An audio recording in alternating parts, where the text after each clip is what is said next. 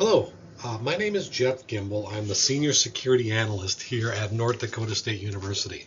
I have been a security analyst for well over 15 years, and I've been doing IT technical work for 25. Today I'm going to present on some security and data things that you need to be aware of and things that we need to make sure that you are doing to keep data secure. In 2006, Clive Humby, who is a mathematician, did a presentation in front of an association of national advertisers. And he titled this presentation, Data is the New Oil, which is to basically say that data in this day and age is like that oil boom from the early 20th, 19th century, where data is worth more money now than oil was. And so what we take a look at here is NDSU does have some valuable data and resources that attackers want. Externally, our logs show that every system that is connected to the NDSU network is constantly under attack. And this attack is coming from the United States, it's coming from Russia, it's coming from China, it's coming from North and South Korea, it's coming from all over the world. Internally, we've been seeing in the last couple of years, we've been doing some improper handling of data and the use of institutional resources. This presentation today is going to cover some of the current threat landscape and how every employee can help mitigate risk. As you can see in this little graphic here, this is what data is worth on the black market right now. As you can see, if you can get some login information for online services, it's worth $20 to $200. Medical records are some of the more expensive things to buy, as well as passports. Active passports can go up for $2,000. So data is, again, like Clive Humby said, the new oil. Now, some types of data that NDSU does keep are student records. This includes the names, the addresses, some of the majors that students are taking, schedules and grades, intellectual property, which falls into a lot of the things that you will be concerned about, research, inventions, participant data, and then there's also confidential data. There's crop yields and disease data, farmsteading information. All of this type of data is very, very, it seems innocuous at times, but it can be used for all sorts of purposes. And then financial records, as most of you know, credit card statements, social security numbers, these types of records are used for gaining financial information. Some of the consequences of compromised data is financial loss. If you have ever had your compromised, if you had your emails or your credit card information, your bank information compromised, you know how important it is to make sure that that is secured. Social security numbers can cause loss to you, as people can take out loans or tarnish your reputation. And consequently, if NDSU or any of these institutions do lose this information, that can cause financial loss to the individual and the institutions as well. Reputational damage. Compromised intellectual information could indicate poor research methodology and loss of credibility for individuals as well as NDSU as a research institution. FERPA violations. Any violations where people lose student information can cause institutions to lose federal grants, as well as the ability to receive future federal grants. Fines. The Gramm-Leach-Bliley Act did have fines of up to $100,000 per institution and $10,000 for individuals for each violation. So the FTC sees universities as financial institutions because of financial aid. So now what I'm going to do is go into a little bit about how we are being attacked externally. These are attacks coming from the outside in. What we're going to do is look at some of these attacks and some of the things that we can do to detect them, and then some of the things that we can do as users on campus here and using NDSU resources, how we can prevent some of these things. So between 1 a.m. on September 11th and 1 a.m. on September 12th, there was 114,891 failed login attempts at NDSU services or computers. These were registered with our logs. Most of these were admin or administrator accounts that were attempted, and this was one 24-hour period on a weekend. This right here is another log source that we have. This is 1 week of attacks on one particular host. This is called a brute force attack, and that's multiple computers from around the world, as you can see in the source country area there, are attempting to use automated tools to gain and guess passwords on an open share on this computer. This was 1 week on one computer on campus here that was being attacked, and there was over 45,000 attempts in 1 week. And this was one of the slower weeks that we have had. So what can you do to prevent this? Make sure that your passwords, or I like to say passphrases, are secure. Make sure that they're over 14 characters in length, and then use a phrase instead of a single word. And this, there's a couple of examples a little bit lower here. And then use your upper and lower case letters, special characters, and numbers. The more complex it is, the harder it is to break.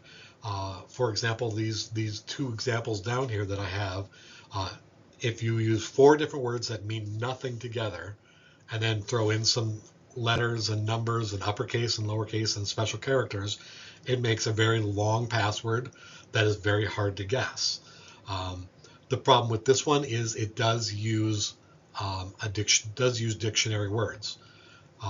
And another option that you can use for using a phrase is to say that, today is a beautiful day in Fargo, North Dakota, and it is 38 degrees. And you could turn that into this password here, which is Tia Butte D4YN4IS 38D, which means nothing whatsoever if you take a look at it. But to you could say today is a beautiful day in Fargo, North Dakota, and it is 38 degrees, and it will mean something to you. Another thing that you can do is check your accounts and passwords. NDSU and the university system currently use a Have I Been Pwned database to make sure compromised passwords are not used in services on campus. So we also do prevent simple dictionary words from being used, as well as local mascots and seasons. Mosquito, wood tick, road construction, these could be mascots, these could be seasons. Those are out. You cannot use those words in our password systems. And then also make sure that your computer is secure from external attacks. NDSU does have a web page that does direct you to how you can protect your computer and protect your work computer and protect your home computer from external attacks. At the end of this slide, at the end of this presentation, there will be links that you can use and protect yourself against these types of things. So now we get into a part where how are we attacking ourselves?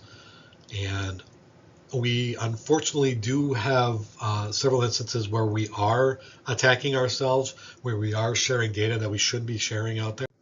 So keeping data that we don't need or shouldn't have.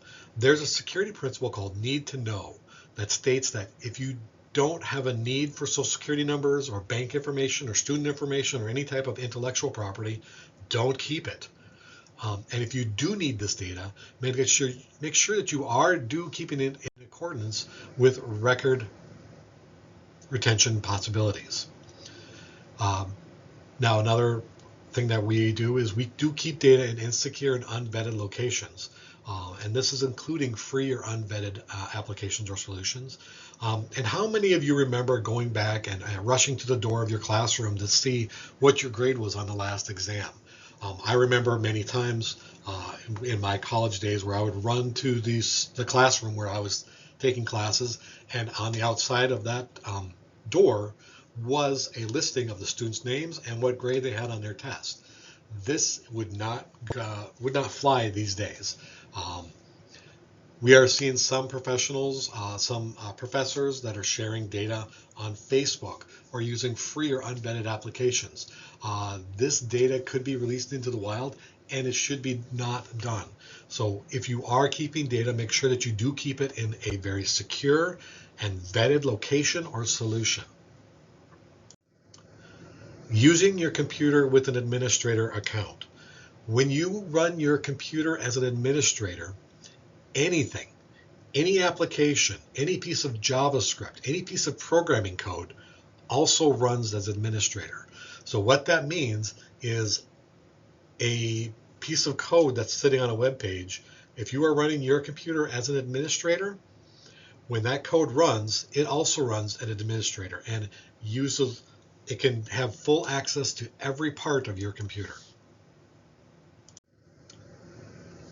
And finally, we're coming to a spot here where we've been running into a lot of problems, and that is sending data through email. We have the ability and we have the process in place now that blocks a lot of this with NDSU services. But we have people that are trying and still try to send tax information, credit card information through email. These are two examples of different things that people have been trying to do. And we've been seeing all kinds of things like credit card authorizations, tax returns, treasurer's reports from personal services, credit cards, you name it. We've seen everything going through. And this is one of the things that we've run into, and we put it into this kind of a format here, where we've seen a full life cycle of people's lives. Going from a marriage license to getting a credit card payment for Botox to make sure that marriage goes, the bride looks very beautiful. There's credit card payments for flowers, and then the child care assistance applications, and then a divorce with minor child. This divorce with minor child may include Social Security numbers for the children as well. Last will and testaments, Social Security information, cremation information. We've seen estate creditors that we're having Social Security numbers as well. And then some of the examples, we've had daughters' tax returns going off. If we have a breach, we have to notify the daughter. Oh, and we've seen parents. We would have to notify the parents that their Social Security number has been breached. And then we are not sure. We've had we've had several different people that have multiple jobs that are shipping off Social Security numbers from different companies. We're not sure what NDSU's liability is in these types of incidents. So what can you do to prevent yourself from sharing out this data, from attacking ourselves? So keeping data that you don't need or shouldn't have. If you don't need the data, don't keep the data. And then make sure that you do delete data according to record retention rules. Also, make sure that you know for sure who has access to data. There's a lot of times where we share stuff out in Google Drives or S Drives or things like that we may not know what data is in there. So if you are sharing something out, make sure that you know that data is secured and that the person that you're sharing that data with should have access to it. So again, using proper locations. We have several institutional services. There's shared drives, Google Drives, OneDrive, that we can share data out. And do not use free or unvetted applications. If something does happen, we would not have any contract or any type of security knowledge of what would happen in this instance. So do not use free or unvetted applications. So another thing is, run your computer as a general user. Don't run it as an administrator. This is going to prevent malware from running. This is going to prevent unvetted code from running on your computer and just running as a full-on user or administrator of your computer. And then sending data through email. Do not send Social Security numbers, credit card information, social insurance numbers from other countries through email. We don't know what is on the other end. We don't know what type of encryption is on the other end. So if you are sending data through, if you do need to send secure data, every full-time employee at NDSU has a secure file transfer account that they can use to send files in a secure fashion. At this point, this has been a short presentation. If anybody does have any questions, I will be available through email, and I'm also available, I believe, through this meeting. And if you do have any questions, please feel free to send me an email or ask the question right now. Thank you very much, and have a great day.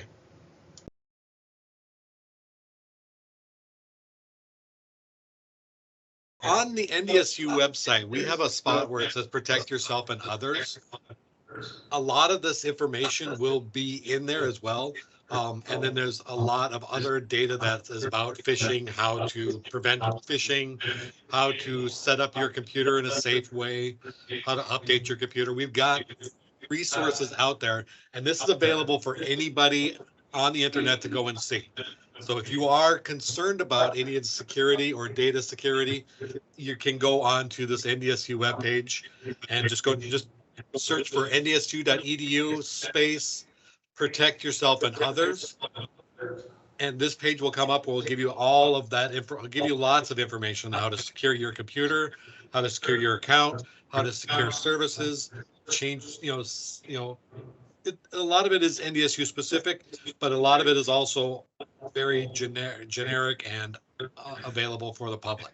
Another question I have is that I know I talked to some people like about virus protection, so like I have Norton, for example, and I mean it's okay, but I know like I've talked to other people who say that you don't need anything because Microsoft does a good enough. I should say on a Windows computer that Windows protection is good enough. Can you touch on that and all? Like what is the best virus protection? So what we've discovered is that NDSU, Microsoft has this product on their computers, on their Windows computers called Defender. That is one of the better ones that's out there, simply because that is fully integrated and fully built into the operating system. Whereas Norton or any of the other ones that are out there are add-ons, and they have to jump through little hoops all over the place to try and hook in and be part of the operating system. And Windows Defender seems to be one of the ones that's finding things a lot faster than most others. And it's also because they have a large team that is building these definitions. Now, the problem with any antivirus software is that it is built off of definitions. So if the malware is brand new and it's never seen before, no antivirus is going to block it. But Windows Defender is one of the better ones that's out there, and that's what we use here at NDSU, and that is what we've been catching a lot of stuff with. Can you have both, or is it like can they work together, or is like Norton kind of fighting off the Defender? Or maybe you can look at a computer to know that. But. Okay, so when you install a third-party antivirus software, it does disable the Windows Defender. That's so good to know. Got another question here. And I'm going to add to that. You also have to pay for the Norton. You don't have to pay for the Windows Defender. It's like 130 a year, 120 a year. What about Apple products like a Mac? Apple products, there is a software called ESET that's out there that does seem to do a pretty good job. I'm not an Apple person. I leave that for my daughter to try and figure out. But I know there is an ESET ESET product that's pretty good. Okay, thank you. Thank you. And another question. What about our phones? I mean, I have a small business, and we do a lot of like emails and stuff. I try not to do anything secure, but are our phones a way to get into our computers too? Because we're doing a lot of stuff on the same platforms. So phones, they're always fun. With phone security, one of the things that you're going to want to do is make sure that you are updating your phones as quickly as you possibly can, updating the applications as quickly and as possible as you can. You're going to want to make sure that you are careful about email on those. It's not always the best platform to receive email because it doesn't always show, like for example, phishing is very easy on the phone because it doesn't always show the return address or where an email is coming from. So phones are a little bit more on the tricky side as far as phishing goes. A lot of phishers now are looking at ways of getting people to click on things on their phones rather than on their computers. The other thing is if you are installing applications, make sure that you're installing them from the manufacturer's app store, not third parties or any kind of unusual side loading of applications. And the biggest thing with those is make sure that you have a secure password just in case you do lose it. And that you do keep your phone and your software up to date.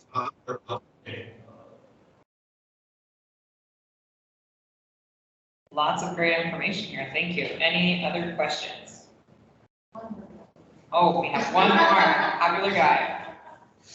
With emails, like for example, I just looked at my email on my phone and it had like a receipt from McAfee, which I've never done anything with McAfee and things like that. And I just try to delete them right away, but like my parents who are older, I know they have a tendency to click on things they shouldn't. Is there like once they click on something, is there any way that, I mean, is that already kind of bad? Or like when you actually click on the attachment, you should just delete them right away. You know, you have a pretty good indicator it's not a good email to delete it, or what's your recommendation, stuff like that? My recommendation is, well, my recommendation, what I do are two totally different things.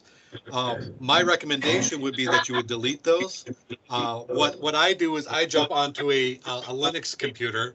I jump onto a computer that has no Windows on it whatsoever, and then I start looking at the malware and try to figure out what they're trying to do.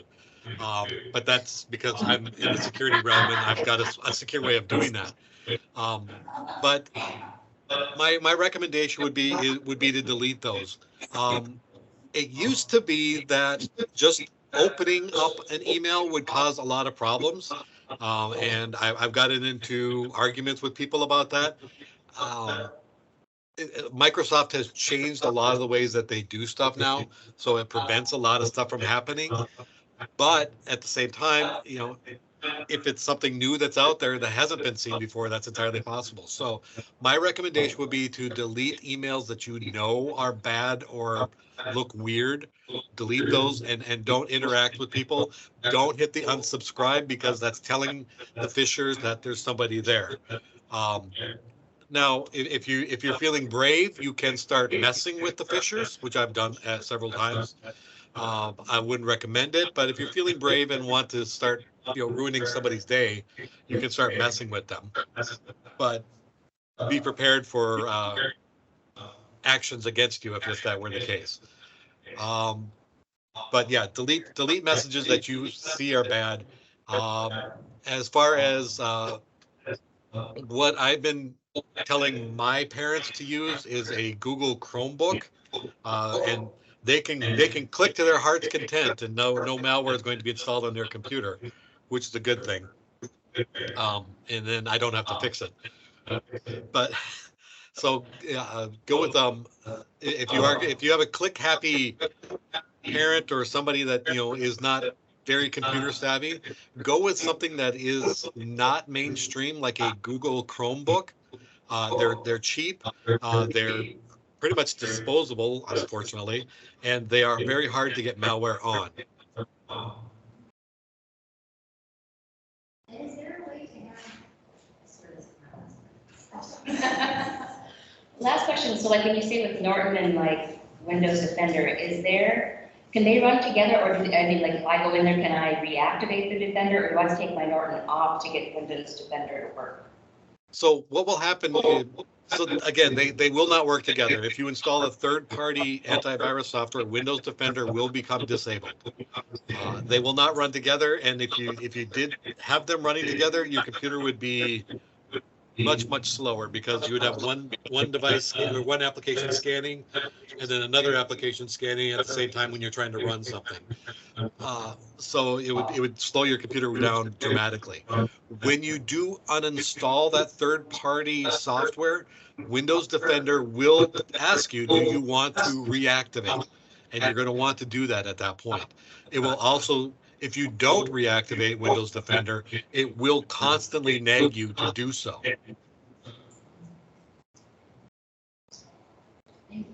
Thank you. All right. Any other questions? We can probably email Jeff. This has been really good to know just these basic aspects. So with that, we'll keep on moving. Thank you so much, Jeff.